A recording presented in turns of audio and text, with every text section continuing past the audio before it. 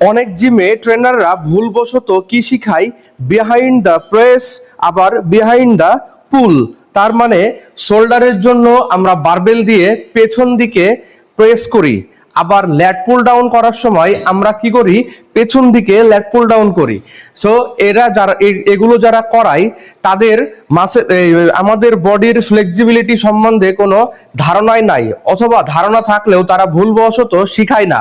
So আমি আপনাদেরকে বলে দিচ্ছি যে কিভাবে এগুলো করবেন আর কিভাবে করবেন না। আমরা যদি ল্যাট পুল ডাউনের দিকে খেয়াল করি, অনেকে কি করে এইভাবে ব্যাকের দিকে ল্যাট পুল ডাউন করে।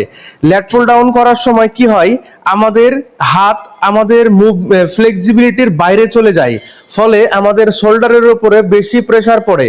কিন্তু আমি যদি ল্যাট পুল ডাউন সামনের দিকে করি, মানে নর্মাল পজিশনে, তাহলে এখানে আমার কোনো প্রেসার পড়বে না, তখন আমি আমার ব্যাকের মাসেলকে ভালোভাবে কাজ করাতে পারবো।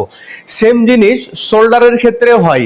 শোল্ডার প্রেসের ক্ষেত্রে কি হয়, আমরা যখন শোল্ডার প্রেস তো আমরা নর্মালি এইভাবে করি, এইভাবে করলে আমাদের ফ্লেক্সিবিলিটি বা মুভমেন্টের কোনো ব্যাঘাত ঘটে না।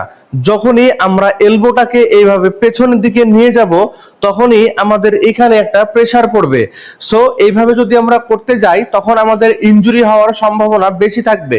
এইভাবে ব্যায়াম করলে আমাদের বেনিফিট তো হবেই না, উল্টা আরো আমাদের ক্ষতি হবে। তাই যেসব ট্রেনার এইভাবে ব্যায়াম করানো শিখায়, সেই সব ট্রেনারকে অ্যাভয়েড করুন। আর আপনারা কি করবেন, নর্মালি আপনাদের যেখানে কষ্ট না হয় এইভাবে ব্যায়াম করার চেষ্টা করবেন। সো ভিডিওটি লাইক করে দিবেন, শেয়ার করে দিবেন, কমেন্ট করে দিবেন।